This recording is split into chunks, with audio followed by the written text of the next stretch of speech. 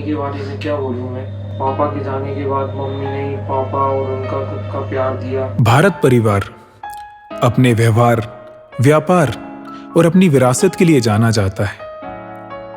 आज हम उस विशिष्ट व्यक्तित्व की जीवन गाथा आपके समक्ष प्रस्तुत कर रहे हैं, जो इस वंश की प्रतिष्ठित एवं सबसे बड़ी बहू रही स्वर्गीय श्रीमती समता भारत जी, जिन्होंने अपने सौम्य स्वभाव, अटूट धैर्य और अद्वितीय कर्तव्य परायणता से परिवार की परंपराओं को संवारते हुए उन्हें एक नई गरिमा प्रदान की।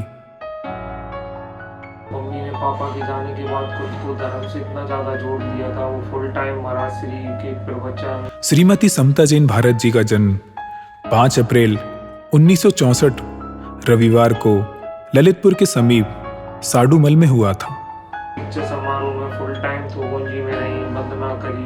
पापा के जाने के बाद धर्म ही धर्म में लगा रहता था।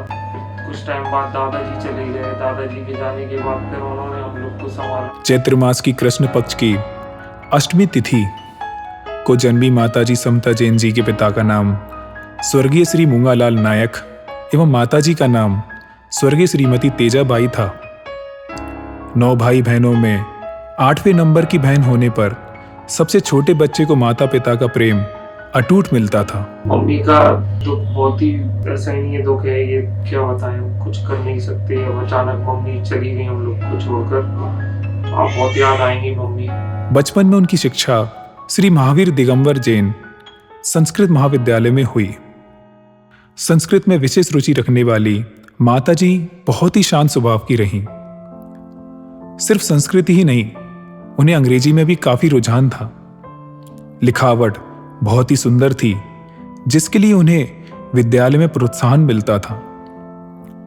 लिखने में रुचि होने के कारण उनका पूरा ध्यान सदैव एकाग्रचित रहता था। वो बहुत सोशल थी। जब वो पुणे आई तो उन्होंने कई लोगों से, जो वहाँ पे कई लोगों से पहचान बना ली अपने आप ही। मतलब सबसे मिलना जुलना उनको पसंद था। सबसे बात पूरे परिवार ने साडूमल से ललितपुर स्थान परिवर्तन किया और ऐसे माताजी ने ललितपुर के कॉलेज में बीए की पढ़ाई की। 15 दिसंबर सन 1984 कृष्ण पक्ष की सप्तमी तिथि के पोष मास को उनका विवाह अशोकनगर के भारत परिवार में ज्येष्ठ पुत्र स्वर्गीय सुनील कुमार भारत जी से हुआ।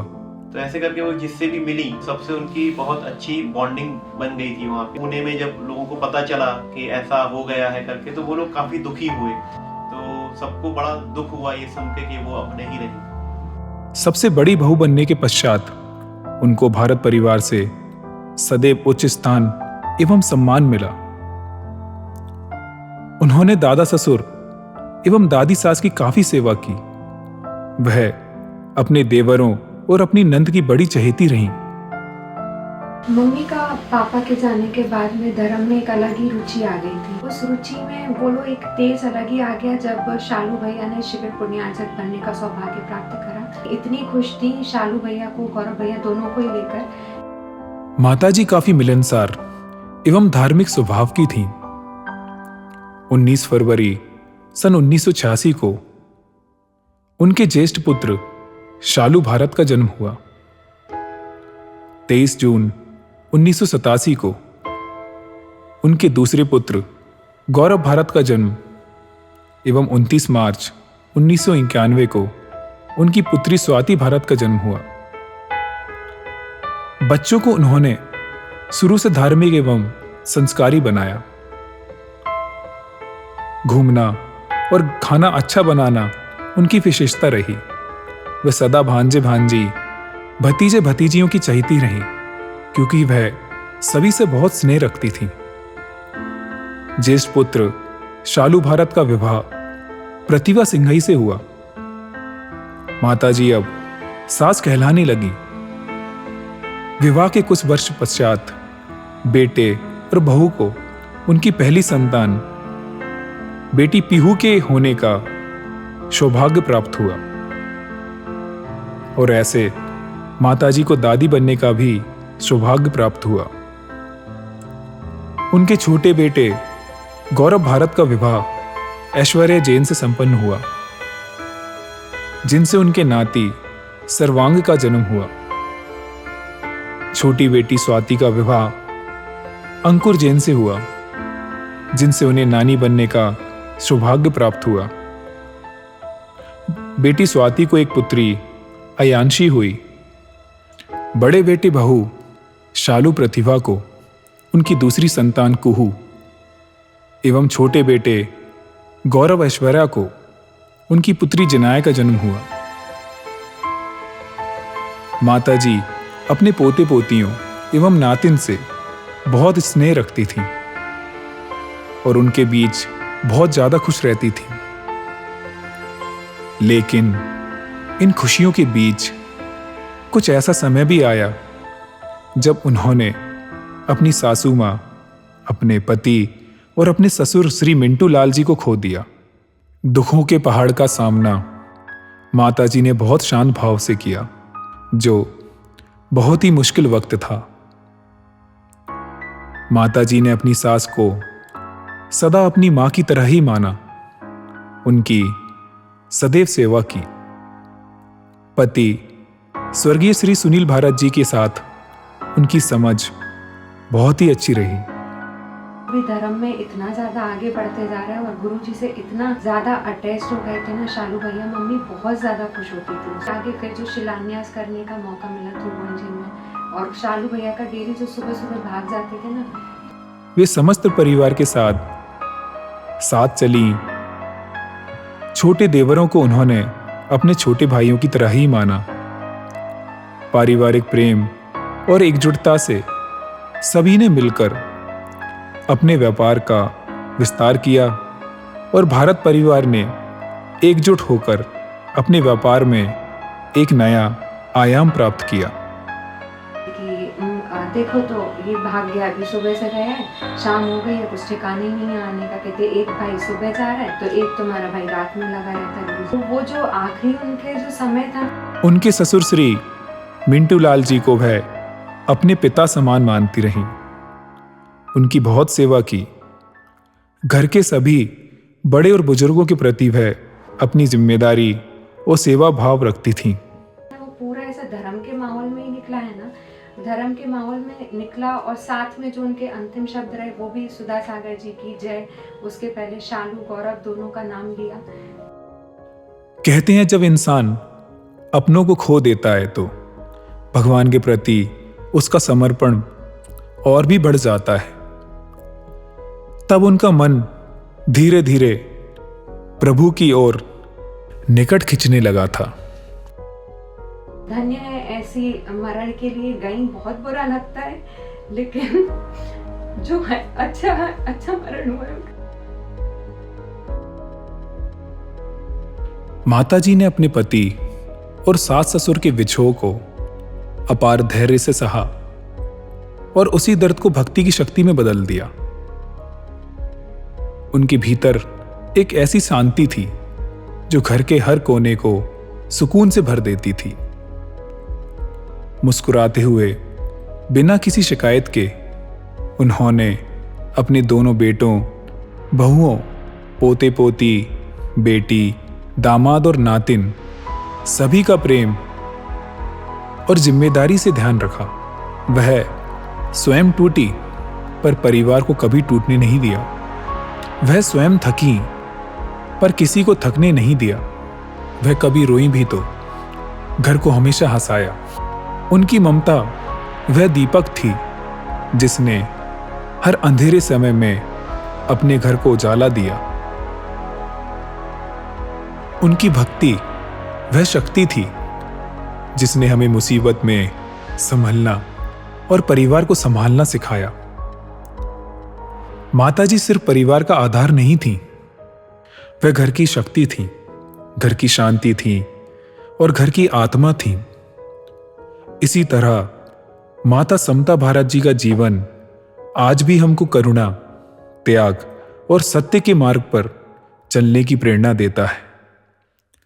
माता समता भारत जी की अनगिनत यादों को सभी ने आंखों से देखा और हृदय में उतारा है। आज उन्हीं पावन किस्सों में से कुछ आपके समक्ष प्रस्तुत करते हैं। पहले मुझे स्टोरी सुनाती थी, अब कैसे सुनाएंगी? मुझे उनकी याद आई, नानी पुनः आने वाली। माताजी अपने पति स्वर्गीय सुनील कुमार भारत जी के देहांत के बाद शांति से बैठी रहीं और नमोकार मंत्र पढ़ती रहीं। उन्होंने अपनी पीड़ा को परिवार और अपने बच्चों तक कभी नहीं आने दिया। उन्होंने दुख की घड़ी में सभी को हिम्मत दिलाई और परिवार को सदैव संभाला। सासू माँ होकर भी सगी माँ सा रिश्ता निभाती थी। जब भी वो मन उदास सहेली बन बहलाती थी। उनका धर्म के मार्ग पर चलना, रोज के नियम 1 घंटे मौन धारण करना, और अगर मौन धारण करने में कोई भूल हुई तो दोबारा से 1 घंटे और मौन धारण करना, यह नियम बिल्कुल भी आसान नहीं था।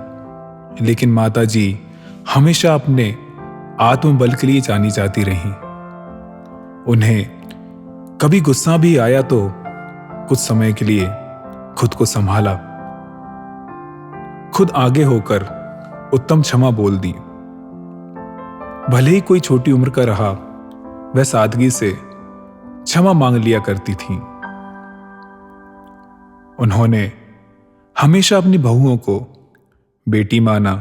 मन की सारी उलझन वो अपनी बातों से सुलझाती थी।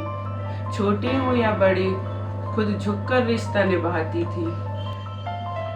अपनी मस्ती में रहना और खुद को वे लोगों को और हालात को पहले ही भांप लेती थीं। सबसे विशेष बात यह रही कि वे जिसे भी याद करती वह खुद आ जाता था। वे भावुक भी बहुत थीं। उनके बच्चों और अपनों से थोड़े वक्त की दूरी भी उनको भावना से भर देती थी। इसलिए उनके बच्चे भी सदैव उन्हें अपने साथ लेकर ही घूमते थे। परिवार के बीच का प्रेम और एकजुटता उनकी पहचान बनी। खुद को श्रेष्ठ समझना जीवन जीने का यही तरीका हम सबको बतलाती थी। अब आपकी यादों के सहारे मम्मी उन्हें कभी किसी से शिकायत नहीं रही। हमेशा सभी को हंसना हंसाना उनके स्वभाव में रहा। वे बड़ों के साथ बड़ा बनकर रहीं और बच्चों में बच्चा बन जाया करती। बड़ी पोती पीहू के साथ वे ज्यादा समय व्यतीत करती रहीं। बिसरे बीते पल वो हमको याद आएंगे और हमको याद आएंगे और कोने मन के किसी कोने को सुना कर जाएंगे। माताजी सदैव खुद अपना ध्यान रखती थीं। छोटी मोटी अस्वस्थता का भी इलाज स्वयं ही कर लिया करती थीं। उनके बच्चे भी उनका पूरा ख्याल रखते थे। मम्मी के बारे में बोलना मुमकिन नहीं है क्योंकि मम्मी बहुत ही अच्छी थी। उन्होंने अपने जीवन को एक सहज सरल। महाराज जी के अशोकनगर आगमन पर वे बहुत ही खुश थीं। ये खुशी और भी ज्यादा बढ़ गई जब परिवार को शिविर पुण्यार्जक बनने का सौभाग्य प्राप्त हुआ। वह पल और भी अतुलनीय हो गया जब महाराज जी का उनके घर आहार हुआ। पहले उनको खुशी इतनी रही कि विश्वास ही नहीं हो रहा था। उन्होंने अपने बड़े बेटे शालू भारत से खुद को चिमटी करके विश्वास दिलाने के लिए कहा कि कहीं ये स्वप्न तो नहीं है। धर्म और शास्त्र में गहन रुचि रखते हुए उन्होंने अपना ध्यान सदैव भक्ति में लगाए रखा। मुनिश्री सुधा सागर जी महाराज जी के प्रति उनकी श्रद्धा अटूट रही। मतलब वो हम सभी के लिए अनुकरणीय है क्योंकि एक माँ मतलब सासू माँ बनना बहुत मुश्किल रहता है, लेकिन उन्होंने कभी भी हम लोगों को सासू माँ की तरह नहीं बिहेव की। नित्य प्रवचन सुनना और कुछ अच्छी शिक्षाप्रद बातें अपनी डायरी में नोट करना उनकी आदत में था। वह कहती थीं कि कहीं से भी कुछ अच्छा मिल जाए, चाहे प्रवचन हो या मोबाइल पर रील या कोई वीडियो, कुछ कविता या विचार, बस हमें तो अच्छा ही दिखता है हर जगह।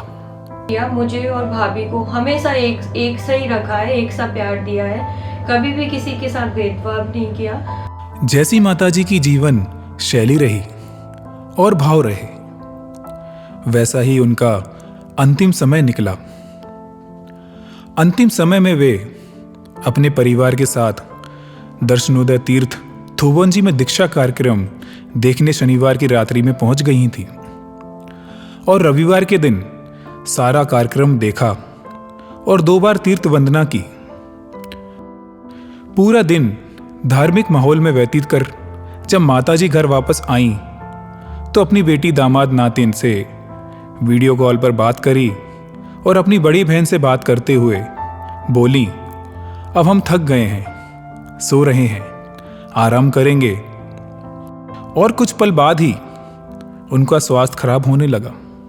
और उन्होंने हमेशा धर्म के प्रति इतनी रुचि दिखाई है कि हम लोग जैसे मन भी नहीं होता था, काम करते थे तो वो हमेशा बोलती। ऐसे समय में आकुल व्याकुल ना होकर उन्होंने अपने परिणाम बहुत शांत रखे,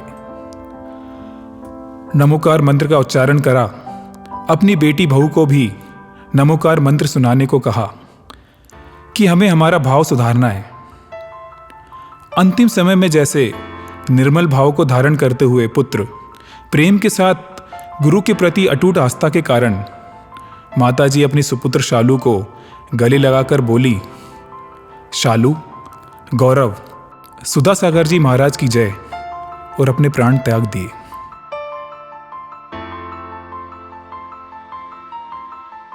माता समता भारत जी का पावन जीवन हम सबके लिए प्रेरणा का स्रोत रहा है। उनकी मधुर स्मृतियां और शिक्षाएं सदैव हमारे हृदय में अमर रहेंगी। भावपूर्ण श्रद्धांजलि। शत शत नमन, शत शत नमन।